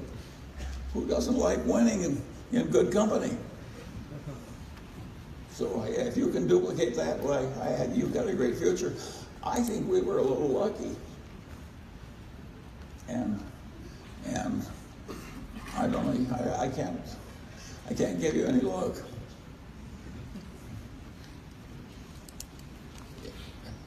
Mr. Munger, I'm in the back here. We have a Chinese platform that focuses on writing content on people trying to invest out of China. And China will become the largest pool of investable capital in the world. Just by nature, it'll be the largest economy in the world with a 30% savings rate. So they haven't been able to invest because of capital controls, but that day will come.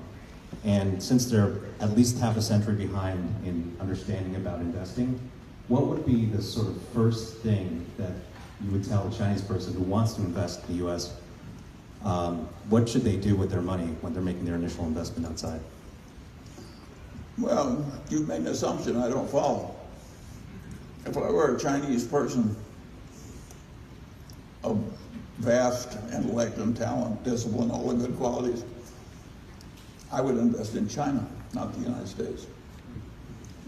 I think the fruit is hanging lower there, and some of the companies are more entrenched.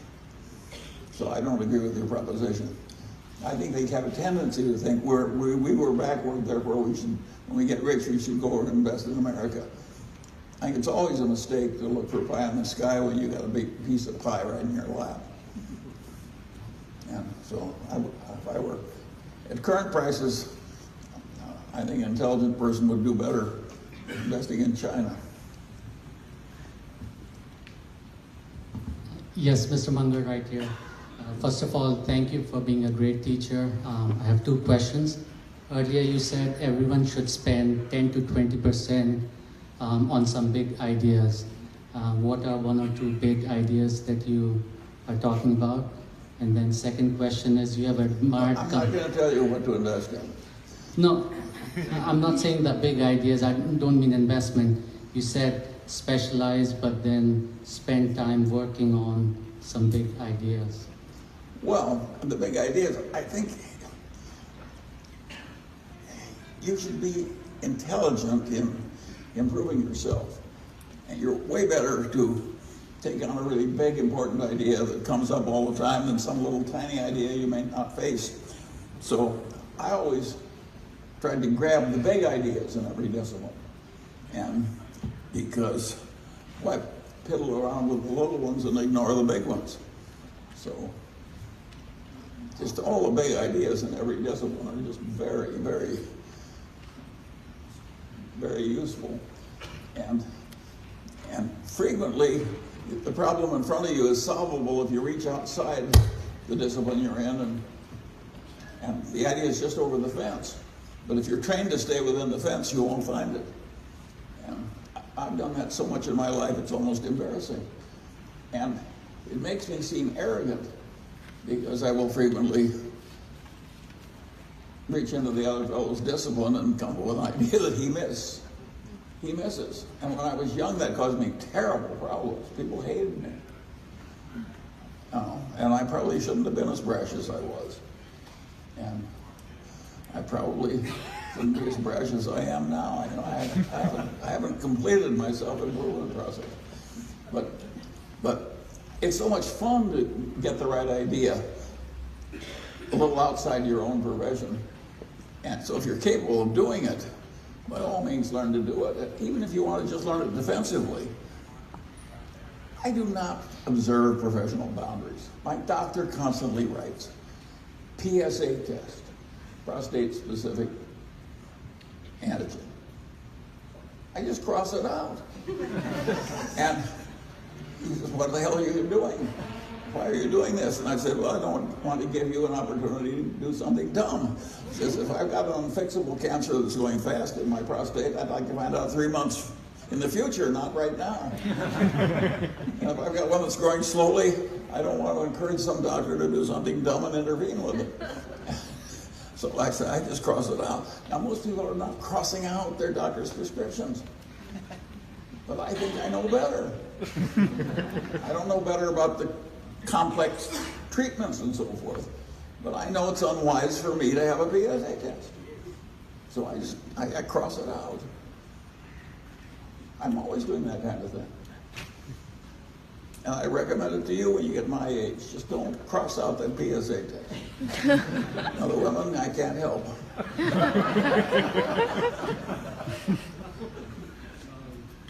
Thank you for sharing your time with us. And thanks for indulging our questions. I want you to imagine you have the opportunity to invest with a couple money managers that you really like, and they offer you a couple different ways to invest in their strategy. So one way is through a limited partnership that would flow through the taxes, and the other way is through a corporation that would pay tax on the gains and the dividends. So basically, the corporation would serve no other function though, other than paying taxes. So I think you'd be crazy to say that those two ways of investing are equally desirable. So my You're question certainly is, right about that. It's plumb crazy, and it's exactly the way people who buy Berkshire are investing. yeah, so my Both question are is, correct. how It's would plumb you, crazy to have a big common stock portfolio in a corporation and pay taxes compared to investing in a partnership that doesn't. And that's just the way the Berkshire shareholders have invested. And they have made whatever it is, 25% a year since we were there. But you're right. It's not the logical way to do it. so my question is, if you had to decide to invest in pool A or pool B, how would you decide on what method would you use to figure out what discount would make you indifferent to whether you invest through the corporate tax paying structure? I think it is totally asinine to invest in a portfolio of common stocks through a corporation taxed under the Internal Revenue Code under subchapter C or something. Totally asinine. And at Berkshire, the public securities keep going down and down as a percentage of the total value, so it doesn't matter. We're getting to be sort of a normal corporation. But I don't think anybody in his right mind should invest through a corporation in a puddle of securities. The tax disadvantage is so horrible. So I wouldn't even consider it. In other words, and I regard it as a minor miracle that we were able to get where we did. So of course you'd invest in a partnership.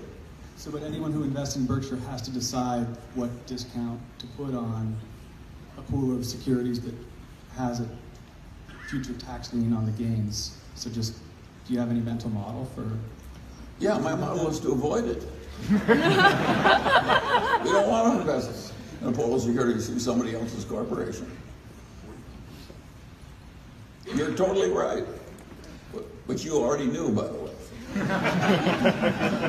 Mr. Munger, on your right. It is Sandra from China, and I wonder what's your new findings of China, which you see business opportunities or just think different? Because I remember you once said like there was a Chinese woman post a video online and it got to 100 million viewers, and you think it's a new power of a new media.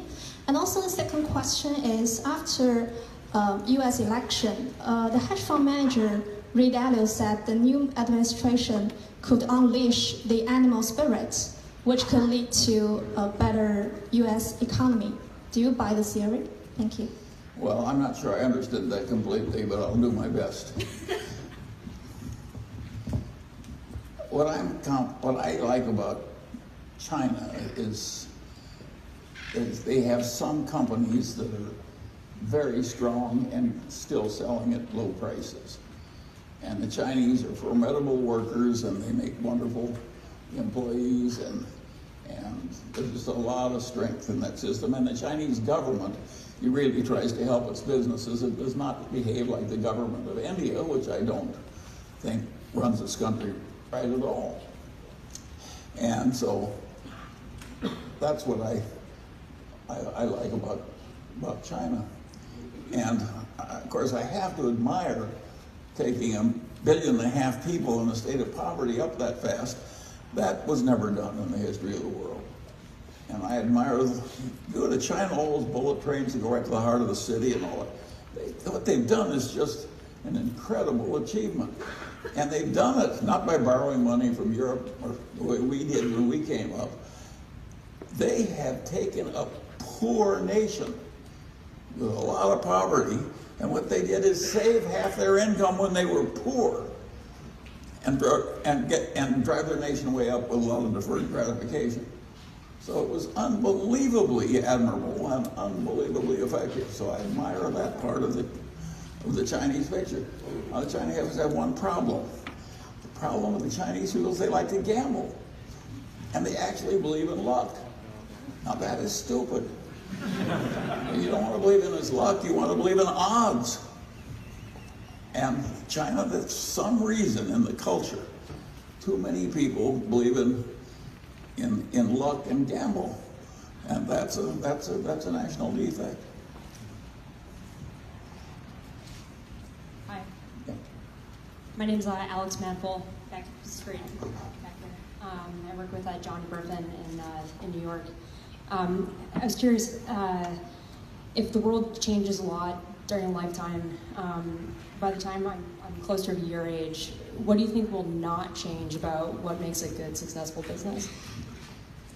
What will not change is it won't be that damn easy. There'll be lots of people will die that you love. You'll have close breaks where it goes against you.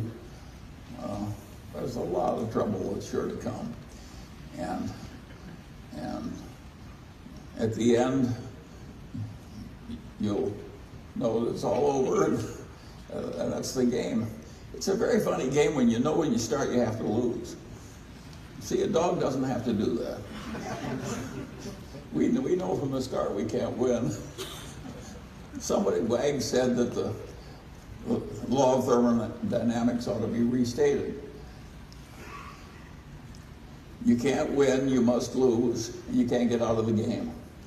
And so we all face this ultimate difficulty.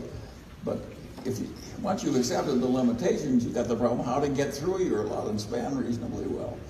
And I don't think that's that hard to figure out, because if you do pretty well, considering what you started with and so forth, and you stand at the end and you've done creditably, and you've helped other people when they needed help because you had the capacity and intelligence to do it, and so on, set a reasonable example, it's a pretty good thing to do, and it's quite interesting. And the difficulties make it interesting.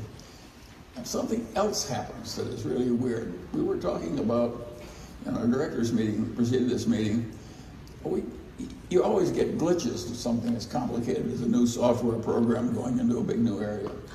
And you suddenly have reverses and troubles and you're scrambling. And what I said is that I noticed in a long lifetime that the people who really love you are the people where you scramble together with difficulty and you jointly gotten through. And at the end, those people love you more than somebody who's just shared an uneven prosperity through the whole thing. So this adversity that seems so awful when you're scrambling through it actually is it's the sinew of your success, your affection, every other damn thing. And if you didn't have the adversity, you wouldn't have the bonds, which are so useful in life, that are going to come from handling the adversity well. The idea that life is a series of adversities and each one is an opportunity to behave well instead of badly is a very, very good idea. And I certainly recommend it to everybody in the room. And it works so well in old age because you get so many adversities you can't fix. So you better have some technique for welcoming those adversities. Yeah. Hi, Charlie. My name is Share, right over here. You touched on how one should situate themselves in a way where they can deal with a 50% downturn in their portfolio. For an investor forming a partnership in today's competitive market, focus on concentrating in those few and rare wonderful opportunities. Do you believe that the 0.625 high watermark fee structure that the Buffett partnership popularized is the fairest structure for both limited partners and the manager themselves? And could you also touch upon what fee structure you employed during your partnership? Thank you. Well, I did copy the Buffett formula more or less, and I do think it's fair, and I think it's still fair. And looking at Moniz, who still uses it. You know, I think it is fair, and I wish it was more common. I basically don't like it, the business of scraping it off the top. If you're advising other people, you ought to be pretty rich pretty soon. Why would I take a lot of advice from somebody who couldn't himself get pretty rich pretty soon? And if you're pretty rich, why shouldn't you put your money alongside your investors and go up and down with them? And if it is a bad stretch, why should you scrape money off the top when they're going down and not? So I like the Buffett system. And I think but it's like so many things I like, it's not spreading very much. My net influence in the world, even Warren's, has been pretty small. Imagine how much copying we have on our executive compensation methods. It's about 3 examples. Yes, I think it's a fine system. Hello. You spoke earlier about natural gas and the shipping of natural gas and that activity, but yeah, I wouldn't do any. If I were running the world as a benign despot, I wouldn't be shipping any natural gas out of the United States. So to tap into that, you've been active in 2 states that are big into agriculture, Nebraska and California, produce. What are your thoughts on the ag industry, specifically tied to subsidies? All that stuff, I would think you would agree, is outdated and maybe is threatening water resources, maybe just inefficient and based on past models. What's your thought on ag and well, the interesting thing about agriculture is what's happened in my lifetime, which is the productivity of an acre of land has gone up about 300%. And if it weren't for that, there'd be a lot of starvation on Earth. So the ag system is one of the most interesting things that has happened in the last 60 or 70 years. And we literally tripled the yield from an acre of land. And we did it all over the world, you know, and there was just a few people who did it, the Rockefellers, Borlaug, and so forth. And it was one of the most remarkable things in the whole history of the earth. And we need another doubling, and we're probably going to get it. And it's absolutely incredible how well we've done, and it's amazing how efficient our farmers are. We don't have much socialization in farming. We got a bunch of people who own the farms and manage them themselves. There's not much waste and stupidity in farming. Now, people complain that we're using up the topsoil, which I think we are, and I think that's way more of a mistake. I would fix that if I were a benign despot. But leaving aside the way we're using the topsoil up too fast, I think farming is one of the glories of civilization. So I think it's been wonderful what's happened in farming. Now, in terms of subsidies, it matters to the farmers whether they get those subsidies. And there's no question about the fact we've protected our farmers with subsidies, and that the farmers we're protecting are getting richer and richer because the farms are owned by fewer and fewer people, own more and more acres per person. So it's very peculiar that we're subsidizing a bunch of people who are already filthy rich to use up our topsoil a little faster and create stuff that we turn into ethanol, which is one of the stupidest ideas the world ever. I'm a specialist in stupid ideas, but I would say turning corn into gasoline is about as stupid an idea. I would almost rather jump out of a 20-story building and think I could fly than turn ethanol, corn into gas, into motor fuel. It's really stupid. And yet that's what our politics does. And I've got no cure for the stupidity of politics. And if I did, the world would be quite different. But I think that's pretty minor, whether we have subsidies or not. The main thing that's happening that has enabled the present population of the world to stay alive is this agricultural revolution and this very good management of our farmlands and the improving agricultural standards in the rest of the world. And it's gone on quietly because they haven't even noticed it hardly. How many of you are just deeply aware of the fact that grain per acre is going up by 300 or 400%? That's a huge stunt. And by the way, if you take those miracle seeds and don't use hydrocarbons, the yields are lousy. We're feeding ourselves because we know how to turn oil into food. That's one of the reasons I want to hold on to the oil. Something that can be turned into food is quite basic. And so I don't mind conserving it, the oil, instead of producing every last drop as fast as one can. And it's odd that my idea hasn't spread to more other people. I may have 3 or 4 people who agree with me in this room, but you're a bunch of admirers. And the rest of the world, I'm all alone.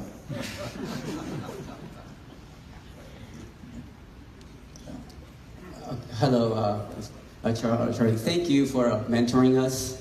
My question is this. You talked about emotions, you talked about discipline, and you talked about facing adversity. Can you flesh out more about the spiritual side of this? About what do you deal with? How do you deal with it to pass up adversity or deal with the struggles and ultimately life? Yeah. Well, just because you don't have a specific theology, and I don't, when I was a little kid and my grandfather sent me to Bible school and they told me there was a talking snake in the Garden of Eden. I was very young, but I didn't believe him. And I haven't changed. But that doesn't mean I am not spiritual. I just sort of, I don't need a talking snake to make me behave well.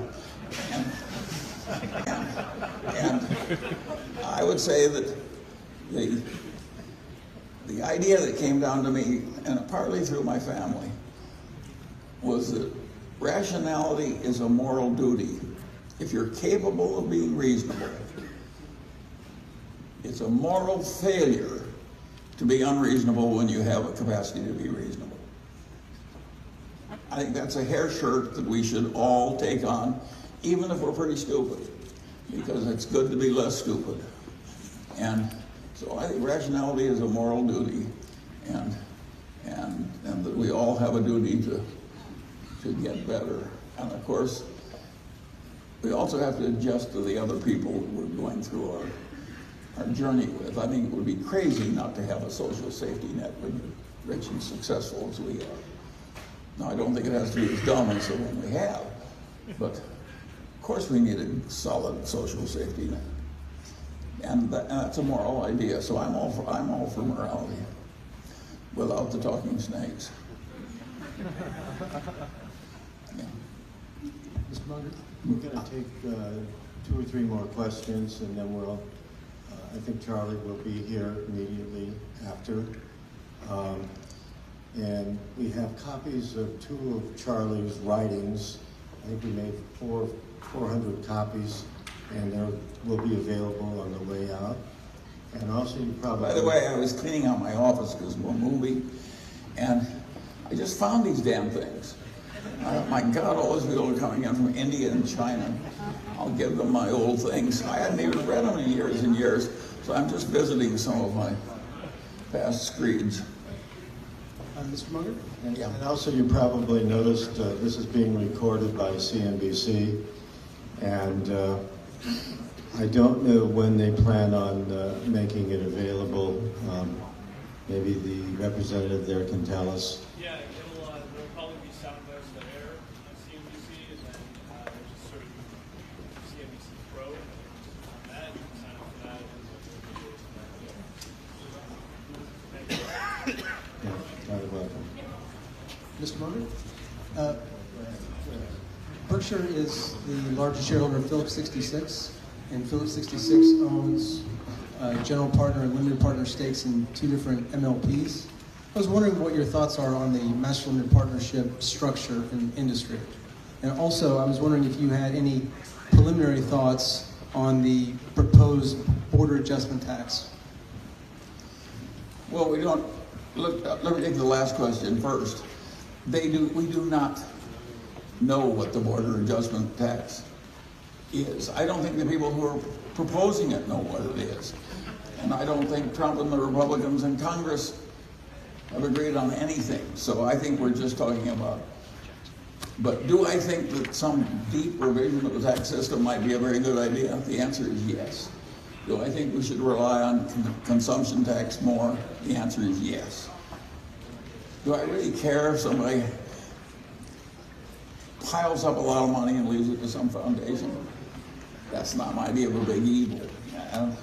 If the people want to live high in their private airplanes and their $300 dinner checks, I'm all for taxing the people who are living high.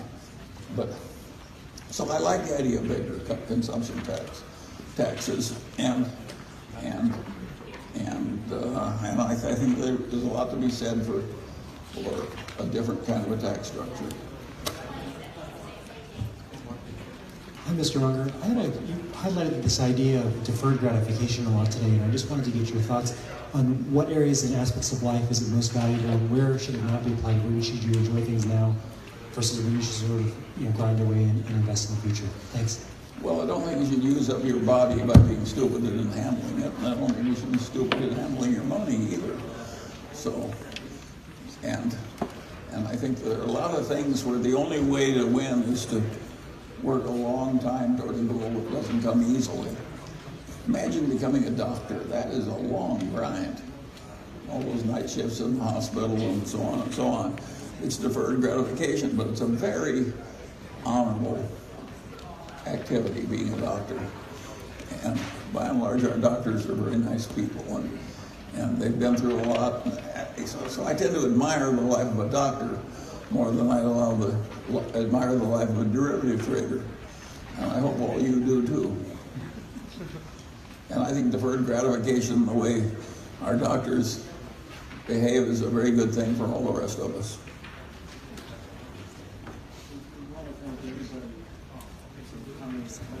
Hello, Mr. Munger, this is Simran here. Thanks for your generosity. I had a very general question about circle of competence and science of hitting. How do you know its limit? And does it get redrawn from time to time? You think you know something and then you don't? Does it always expand or does it contract? Well, of course, you know some things that aren't so. And of course, if you're dealing with a complex system, the rules of thumb that worked in the complex system in year 1 may not work in year 40. So in both cases, it's hard. The laws of physics you can count on, but the rules of thumb in a complex civilization changes as the civilization changes. And so you have to live with both kinds of uncertainty, and you have to work along with it. It's not a bad thing. It's interesting. We're all the same. Who would want to live in a state of sameness? You might as well be dead.